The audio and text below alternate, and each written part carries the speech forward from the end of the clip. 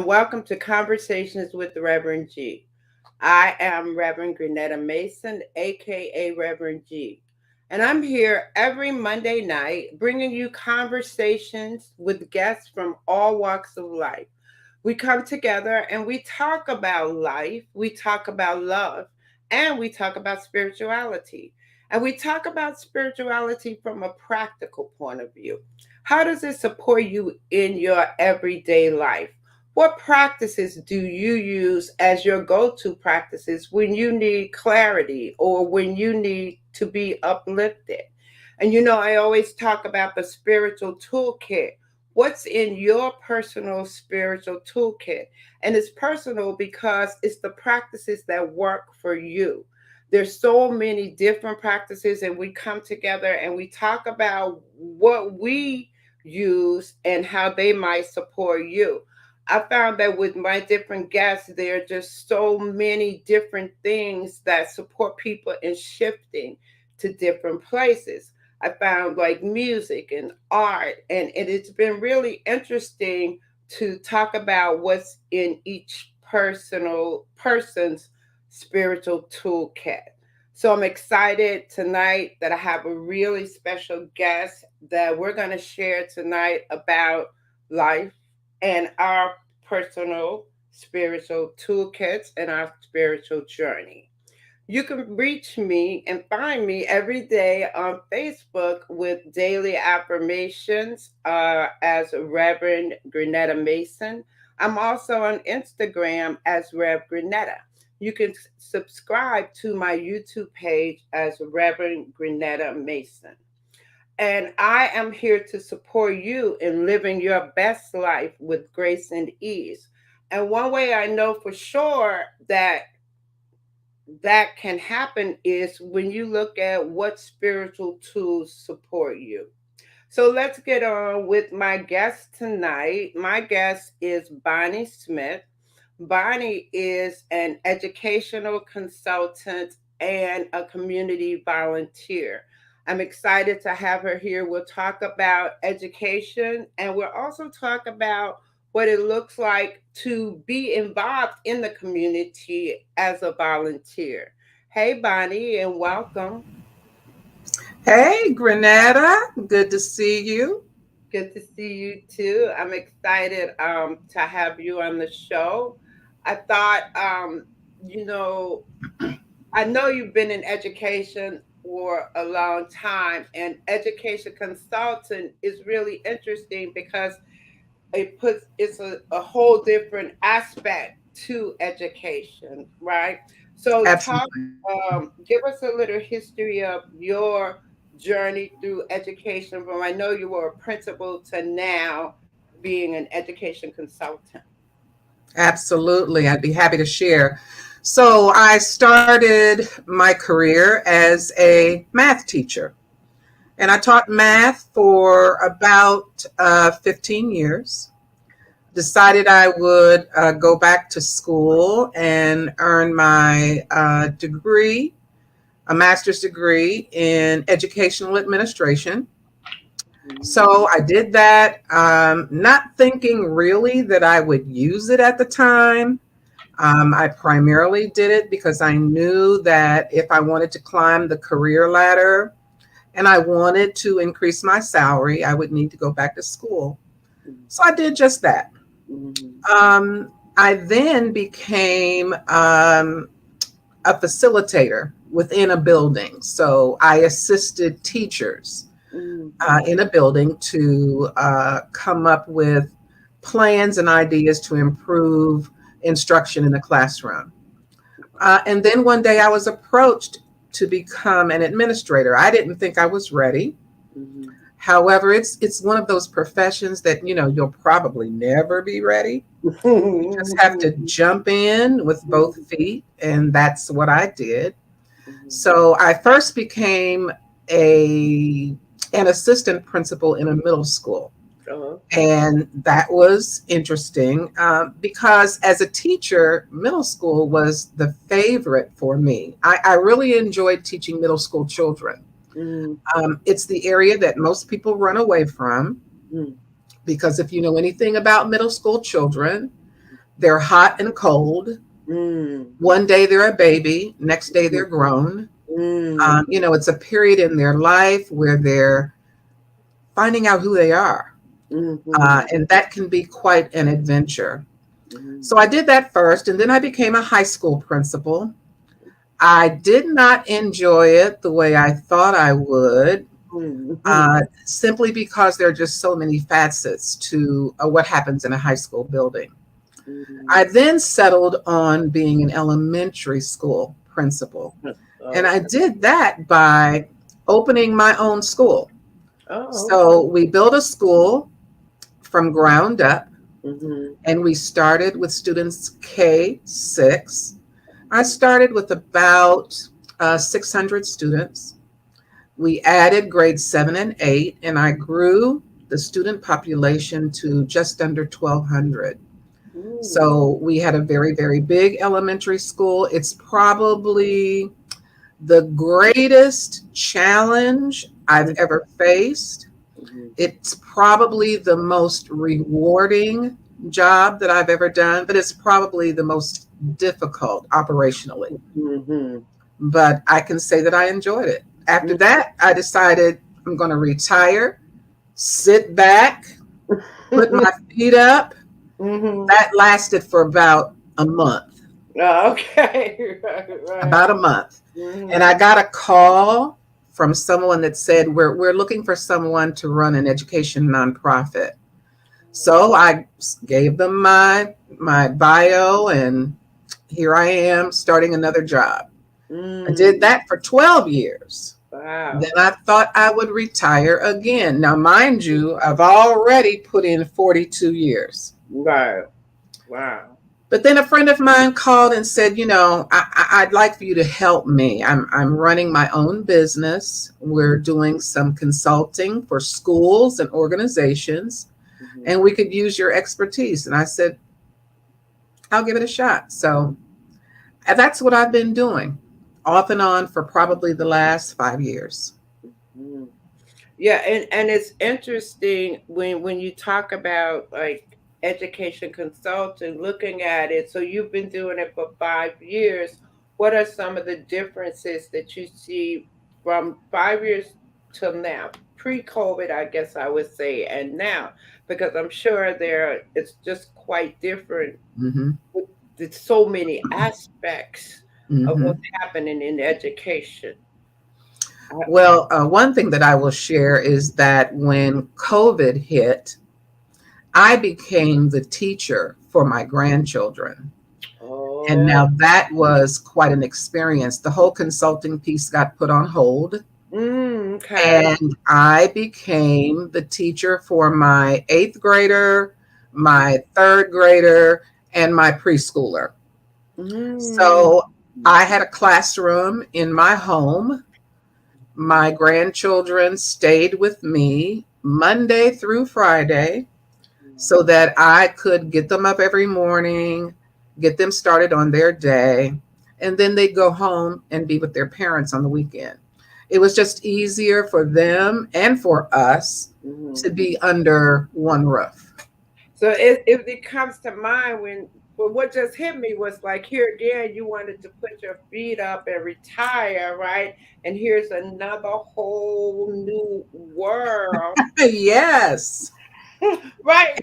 And, That and it was a new world. I, It was a new world because the eighth grader had a whole different schedule than the mm, third grader. mhm, mhm, The third grader had a whole different schedule than the preschooler. mhm, So I was actually trying to implement three different levels of education in one household. wow. And as an educator, imagine, it's interesting you as an educator and having been a teacher to be thrown into that and even the whole virtual part of the teaching, right? And Yes, all the parents who were not teachers or who were not prepared, right? To jump absolutely. in and create such a classroom for their kids, and it brings to mind to me now when they talk about what the kids lost and what they gained, and how is that going to be reconciled? Because now they're saying, kids didn't learn anything, or they did, or what kind of things are going on now to reconcile these years they're missing. So I can share with you a couple of examples of how we're looking at how this whole pandemic is going to affect the next generation. A lot of people are already saying that we're going to lose a generation altogether. There's a generation of young people that will not survive what we're going through.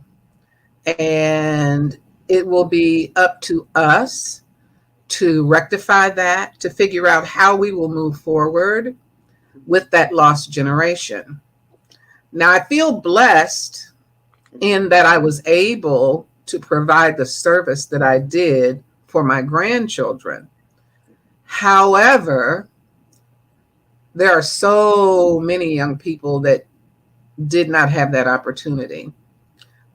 Some didn't have the opportunity because their families could not afford or did not have internet access. Even when the school district provided Chromebooks, they still couldn't access the service that would allow them to get the lessons. In our community, you could see cars parked in library parking lots in the evening because all the libraries in our community had Wi-Fi that you could access. So they could actually access that Wi-Fi from their vehicles. The school district even started a program where they would put Wi-Fi access on school buses and then park the school buses in a variety of neighborhoods where there were large groups of families who didn't have internet access.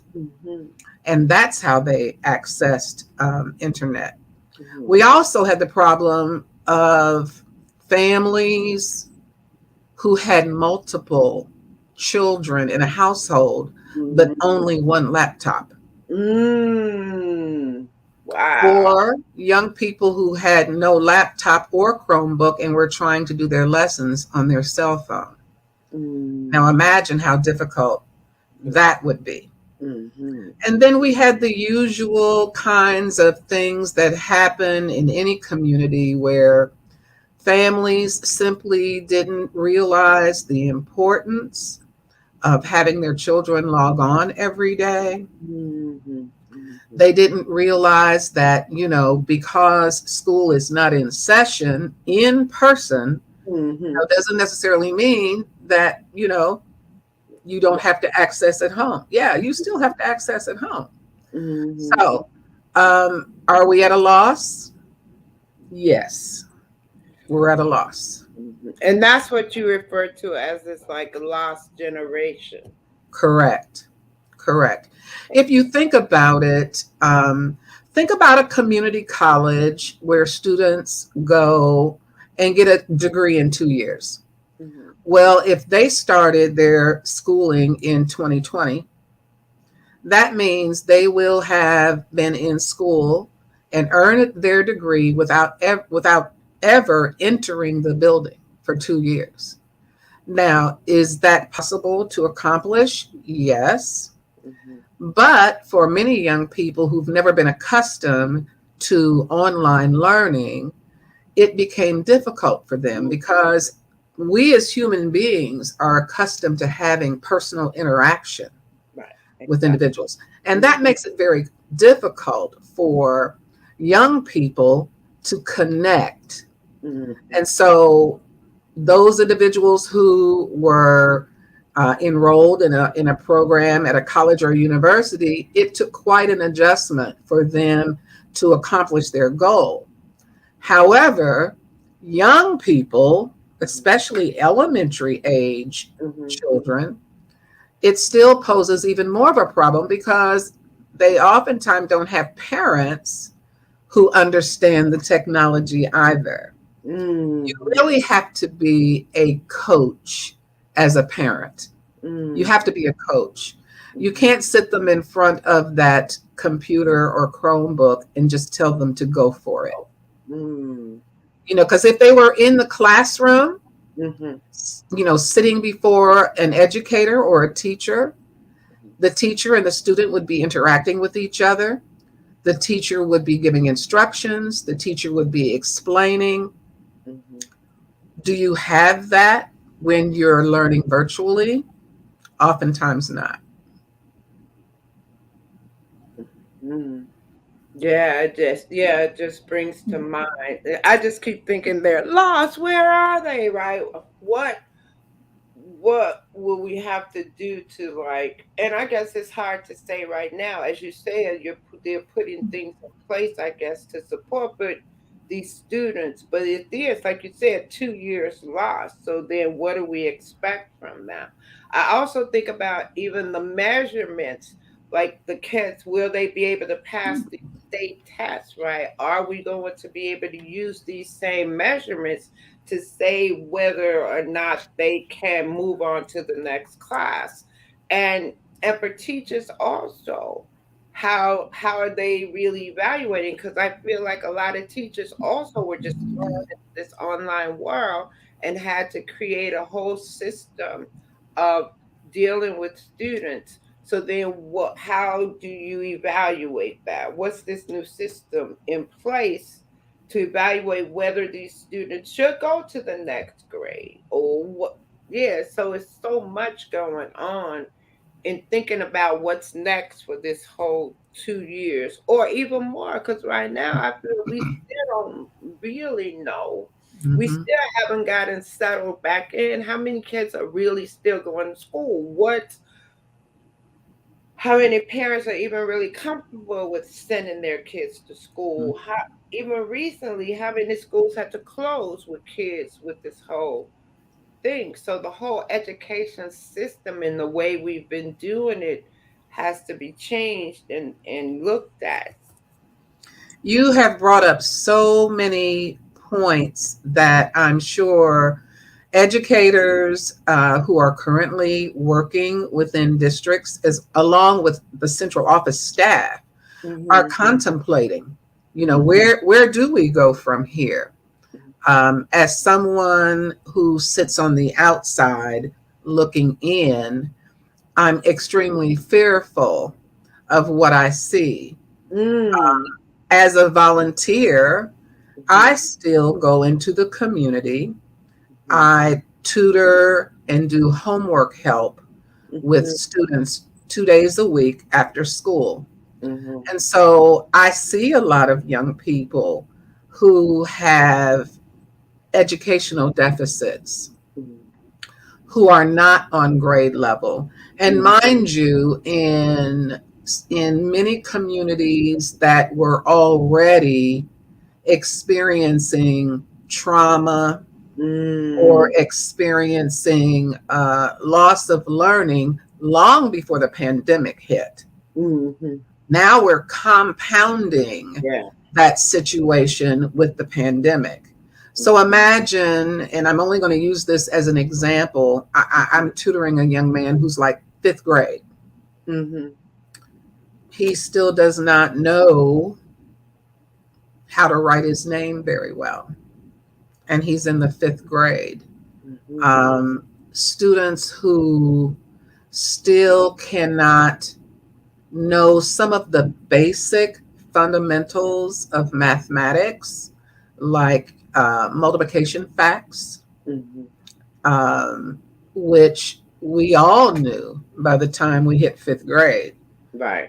So all of those foundation skills that you need in order to build on as you progress on your educational journey, if you don't have that foundation, you don't have anything to build on. As an educator, I struggle with how do teachers reach those young people because at this point, it's more than a quote 9 to 5. You Right. know, you're not going to fix this problem by only doing what you do during a normal school day. Mm-hmm. You know, there are going to be multiple types of strategies and multiple types of learning experiences that teachers are going to have to come up with to help young people catch up. Mm-hmm. And it can't be something that students see as impossible to accomplish. Mm-hmm. You know, they still have to be motivated. Mm-hmm. And as educators, you still have to make the lessons interesting, Mm-hmm. interesting enough for them to want to engage. Mm-hmm. And that's difficult too. How do you teach someone to read who's 12 without giving them an elementary level book? You know, Mm-hmm. whatever it is that you use has to be something that is on their level Mm-hmm. as far as it being appealing to their learning style. Mm-hmm. So yeah, Yeah. it's a huge challenge, and I think it's going to require not just districts, school districts, and staff at a local level. Mm-hmm. We're probably going to have some intervention on the state level, and Mm-hmm. maybe go as far as the federal level. Because if we wait too long, we really will lose this generation. So it's probably going to take some infusion of funds because, you know, everything costs money. Mm-hmm. You Mm-hmm. want teachers to do extra work. Mm-hmm. If they require extra resources, Right. that Yeah. takes funds. I was thinking Absolutely. when you were talking, I was thinking about the teachers, right? And the the shift and the support that they'll need, right? Because it'll be a new training for them. And I know teachers are continuously updating their skills and training, but then we have to come in now and give a whole different type of training. How to engage the students when you're not there physically with them is a whole different thing. Because I was talking to one of my friends, and she said one of her things with her kid was that he always wanted to get up and get a snack, was always walking to the refrigerator. And it was like, if you were at school, right, you wouldn't get up from the computer, right? You know what I mean? To go get a snack. So it's just learning that whole, the Hmm. discipline of sitting there and doing your work. And for the teacher also, the chef, a lot of teachers are as frustrated. And I'm sure, as we look at all the industries where people are retiring now, a whole generation of people are retiring after this whole COVID situation. And Hmm. even you see a lot of teachers retiring, you see a whole generation of people retiring. And it's interesting to think that we're going to have one lost generation and we're losing this top one, right? So, what is this whole mix going to look like? And as we said, there's just so many layers and so many different things, and the funding is going to be important, right? How are we going to fund it? And I've always felt that they never pay teachers enough anyway. They don't. It was just like you send your child with this person all day. They are the most important thing in their lives, and we pay them the least amount.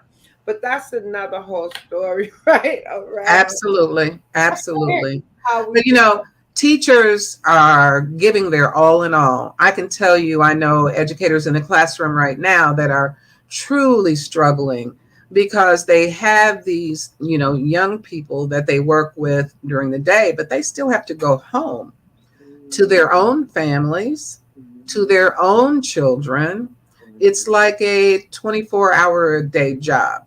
It's Mhm. 24 hours a day. We're losing teachers because of COVID. We're losing teachers because they feel that they have just nothing else to give. Mhm. Um, and education has always been viewed as kind of the last resort as far as careers are concerned.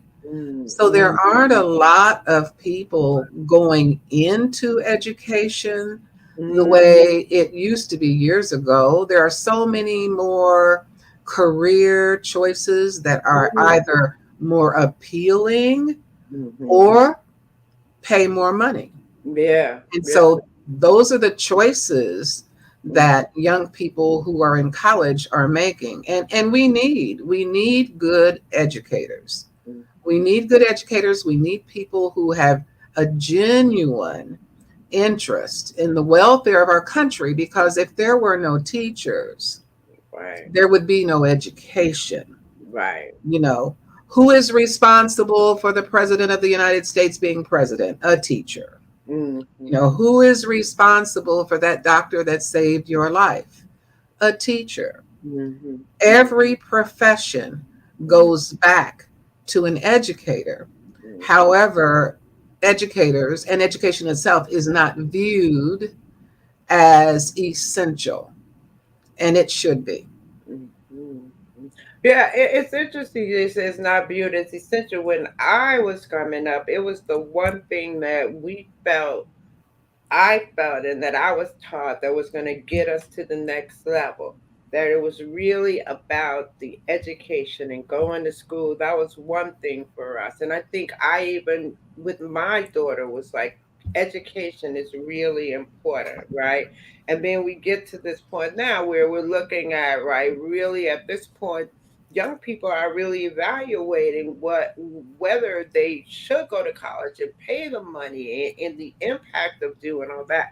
So you see the shake up there also too, in them making different choices about whether to go to college, um, and the cost of college. And it's a Hmm. whole different conversation now than it was, and as it, than it, I would say back then, but as it has shifted to now. And on top of, and that conversation was prior to COVID because of the student Hmm. loan situation, where, Absolutely. yeah, that was prior to that. They were coming out with no jobs and it wasn't the same. And now here we are again with this next level of, here's COVID, and you don't get to go on the campus. The whole learning situation is different. College is a whole different thing. I think if you had the idea that college, you know how we went to college and how college was prior, then COVID is a whole nother world. So you Absolutely.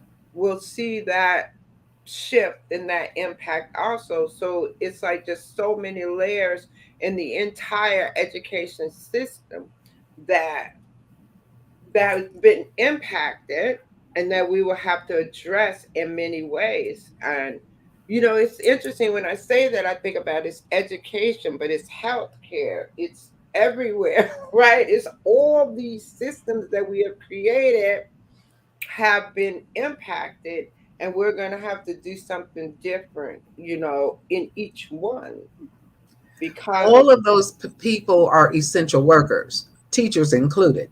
yeah, You exactly. know, you can't do without teachers, you can't do without healthcare professionals and workers.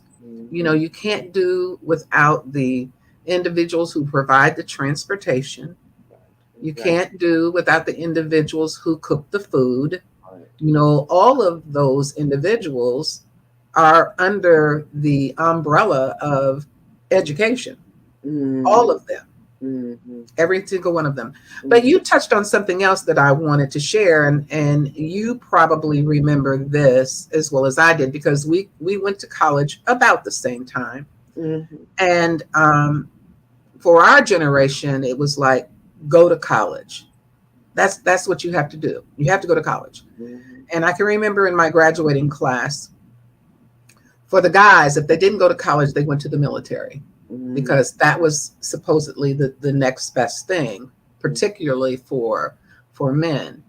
But when I graduated from college, that was during the era when there were more women graduating from college than had ever graduated before. So women were entering the workforce, educated, Mm-hmm. and seeking careers to better themselves and their families.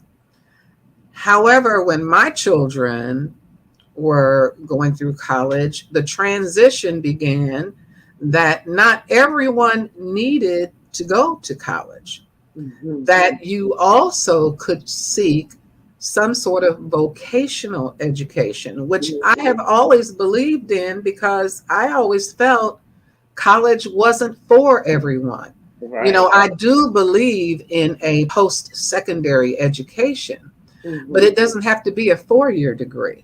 It can be a 2 year degree. It Mm-hmm. can be a certificate type of education. I know a Mm-hmm. lot of young people who have received certificates of training in areas like electrical, Mm-hmm. plumbing, Mm-hmm. heating and air conditioning. Mm-hmm. Where would we be without those Right. Exactly. professions? Right. So Exactly. they are just as important as the careers that we seek that require a 4 year degree. Mm-hmm.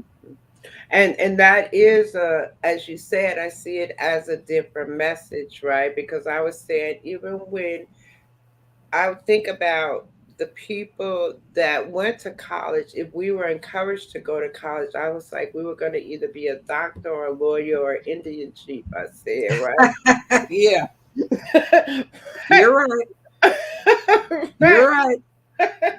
So those were our options, that were put before us as this is what you have to do next. And it's so and also I think that in our community too, knowing what other jobs exist, I think knowledge of other jobs, because I also think about in the entertainment business how we always want to be the one in the show in front of the camera, but there's so many great jobs behind. Behind the camera. Yes, that we Absolutely. are not educated, that we don't know about, right? And if we don't know about them, we don't know that we can go and get a certificate in engineering or whatever it is they do behind the scenes. So Hmm. it's so important that we are know about different industries. It's just so much that I think we're missing sometimes when we only can see just the ball players or the entertainers and not really be exposed to the millions of other types of careers and things that can be done to advance. So Absolutely. yeah, it's really interesting. I wanted to earlier you talked about community, and I know one of the things you wanted to talk about that you had mentioned was, and we talked about volunteering in our community and how important it is for African Americans to volunteer in the community. Can you talk about your volunteer experience and why you feel it's important for us to get in the communities and volunteer? Absolutely.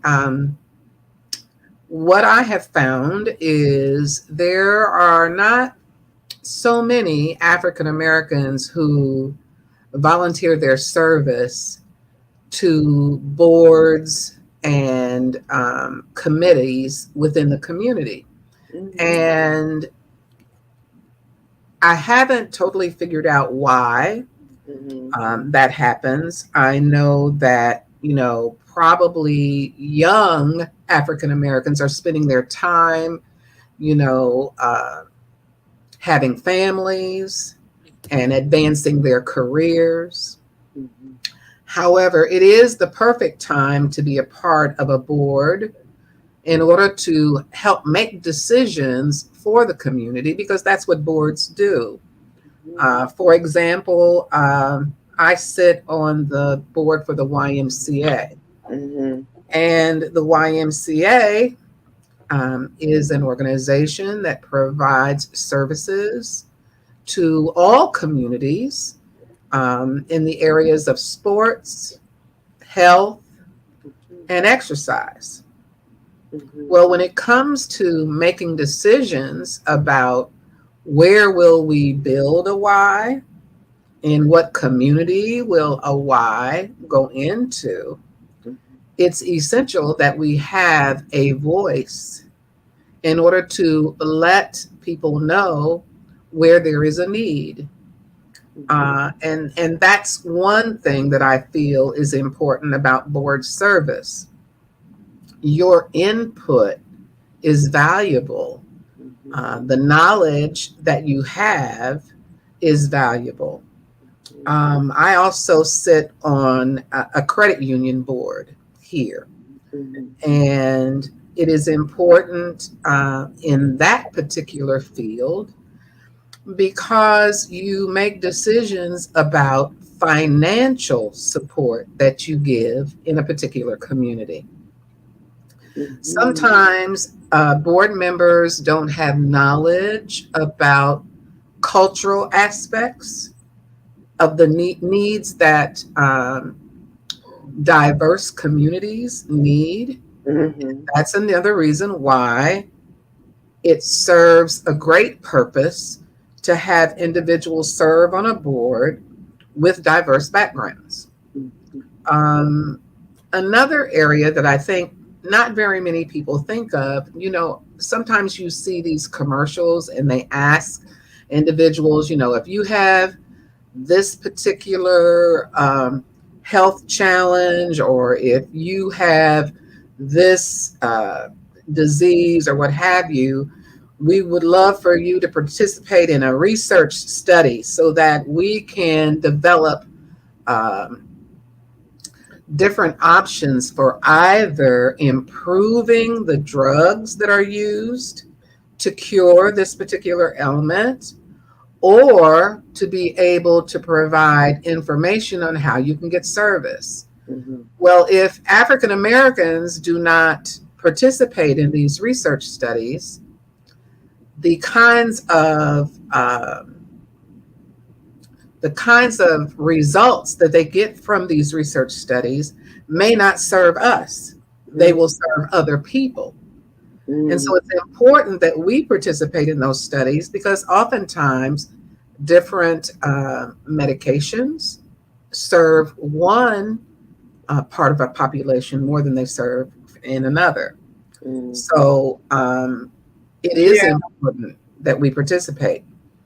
yeah, I could see what you're saying about the importance of participating, but at the same time, also we're a little scared of all that too. We're thinking of how we have been used so much and not in. Yeah, that's another whole story. But I That's understand. a whole nother story. You're right. It's a whole nother story. But if we as a people Mhm. were better educated, Mhm. even back then, Mhm. we would not have those horror Situation. stories and fears that Mhm. we have now. Mhm. You And know, that's we, still playing out, even with oh COVID yeah, here. Right? It's just still playing out those it's still stories. playing out. You're absolutely right. Yeah, exactly. But the thing that was interesting for me too is when you talk about being on boards, right? Like I'm not on any boards, right? And it's interesting when I think about, well, who's on boards and what does that mean? And looking at it from the perspective of, as you were saying, being on the community boards and being a part of what's happening in the community, I think I've always thought that it was a process, or somebody had to ask you to be on the board, or somebody had to pick you to be on the board. You know what I'm saying? Or invited to it. But as we talk about it from the perspective of making an impact in your community, then you could seek it out, right? You could figure out what boards you might be interested in that Absolutely. support you in making the impact in the community. So for me, it's a whole different way of thinking about it. And it all comes back to education too. What do we really know what a board does? What is the impact? why will we need to in our communities go and be on the board. So it's education all around for all of us. It is a process. Right. And certainly there are some boards that you have to be invited to be a part of. But that's, those are those upper echelon boards. The Mhm. boards that I'm speaking of are more local, more Right. community, more Mhm. neighborhood. Mhm. Those kind of boards, you don't have to be invited. You can express Mhm. an interest, Mhm. start Mhm. attending board meetings Mhm. and listen to the discussions that they're having. We have Find out what the community issues boards, are. right? We have the Yes. community boards, and I know at at the center that I work, we have an education component, so you can go to the community board and present about your programs. But Hmm. as I was saying, it's a different perspective in thinking about the board, because Hmm. I've always thought about it like from, as you said, um, and that is a way to be in the community and support. So that's really good. I know sometimes our hour goes really fast. I want to shift now because Okay. we want to talk about spirituality, right? Okay. Because I Right, know that's your area of expertise. right. No, and so the thing is I know that you were born in the church. You go to church. You still sing in the choir and everything, right? Hmm. So when you look at spirituality in your life, what impact has it had, and what are the spiritual your go-to spiritual tools? Talk about that. Well, my spiritual journey, I guess, began at birth. It's like it's always been a part of me. Mm-hmm. I've never strayed away from it. Mm-hmm. My earliest memories are of church. Mm-hmm. My mom used to tell me stories about how when I was a baby, because of all of my siblings, I was the smallest one, believe it or not. And she took me to church one Sunday and laid me on a pillow because I was so small. Mm-hmm. And so, those are the kind of memories, that I have about Mm-hmm. church. Mm-hmm. So we went to church, we went to Sunday school, we learned about the Bible, we memorized Bible verses, Mm-hmm. we participated in the Easter play, Mhm. we sang in the youth choir, we attended vacation Bible school. I was churched. Mhm. Yeah, I right. was churched. Mhm. Okay. So Mhm. my whole life has been church. So I Mhm. will tell you that at one point in my life, and it's when I went to college, Mhm. that was probably the first time in my life that I was away from church. Mhm. So for the 4 years Mhm. that I was in college, I did not attend church regularly. Mhm. I only attended church when I came home, like Mhm. Thanksgiving, Yeah. Christmas, Mhm. all of those kinds of things. Mhm. And I can honestly say that I missed it, Mhm. but probably not for the right reason. You know, I missed it because I missed my friends, Mhm. that we all grew up in church together. Mhm. Mhm.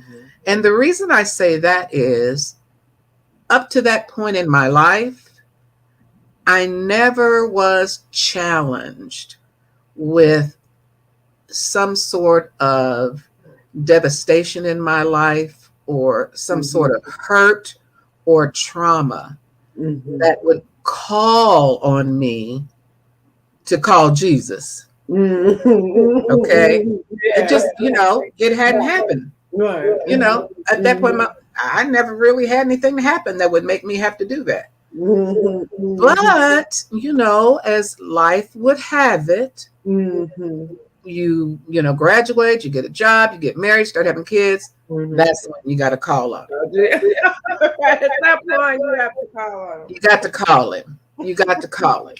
And I mean, I growing up, I said my prayers every night because that's just what we did. You know, I mean, we had one that we memorized, we knew it word for word, and you did it. You would not get in the bed, Right. without saying it. Mm-hmm. But as life would have it, you begin to have challenges that make you question, number one, is there really a God? Mm-hmm. Mm-hmm. You begin to question, when will he intercede on my behalf? Right. You know, Mm-hmm. uh, why hasn't he come to help me yet? He knows I Mm-hmm. need him. They say he's everywhere, you know, Mm-hmm. and that's what happens. So I think the more you grow and the more you mature, Mm-hmm. the more you have reason to believe and to know that there is a God. Mm-hmm. Mm-hmm. Um, my spiritual tools are prayer Mm-hmm. and my girl tribe, I call them. I Mm-hmm. have probably about 5 girlfriends and we're all on a chat. What do you call it? A chat Yeah. link or what have you. That when, Right. Right. that when something comes up and you put it out there. Oh Mm-hmm. my gosh, this is what happened to me today. you Mm-hmm. know oh Mm-hmm. y'all pray for me because I'm Mm-hmm. about to strangle my grandson. Okay, those kinds of things. Mm-hmm. Sometimes when you just verbalize it and put it in the atmosphere, it Mm-hmm. helps to center you and to get you focused on what's really important. Mm-hmm. And I can honestly say, I've had many a struggle, many a trial Mm-hmm. where, I've just said, just help. You know, it Mm-hmm. wasn't, it wasn't some lengthy prayer that included scriptures and, all this. It was just help. Mm-hmm. I Mm-hmm. need help. Mm-hmm. And you put it out there and he's there Mm-hmm. and he hears your call. Mm-hmm. And that's it. I feel like if just saying that gives you that sense of peace, right? And knowing, as you said, knowing that it's being heard, and then that you can relax in the peace of that. So whatever it Absolutely. is, yeah, that brings us that feeling. And I think we all want to have that sense of peace whenever we're going through whatever trials we're going through, whatever we're going through. We're looking for that sense of peace and knowing that everything is going to be all right, you know? You Yeah. talked about that girl tribe and the community. Um, I know that you are a Delta, Yes. right? And so I never experienced any of that, being a sorority or any of that. So I'm always fascinated by when I see all the sisters and the dancing and everybody together, right? What Hmm. being a part of that whole thing, what has that experience been for you? And I think about it from the perspective of if you were talking to like a young lady about what the whole experience of that would be, what would be the message of being a part of a group? Hmm. Delta. So when I first um, entered the membership process for Delta Sigma Theta sorority, I was a freshman in college, and it is not often that organizations allow freshmen to take part in membership, but we were given a special permission to do so because our organization on that particular campus had young women who were getting ready to graduate. And so if they all graduated, then there would not be a sufficient, number of members on campus. So my particular line had 7. 7 of us crossed into Delta land. Um, here's why it was important for us at that level. I went to a PWI, Okay. predominantly white institution, Okay. and there was very little for us to do as African Americans. And so we had to rely on each other. And this provided the support in all areas, not just because we were Deltas, but because, we had taken an oath that that's what we would do. We would help each other, we would support each other, and we would support our community.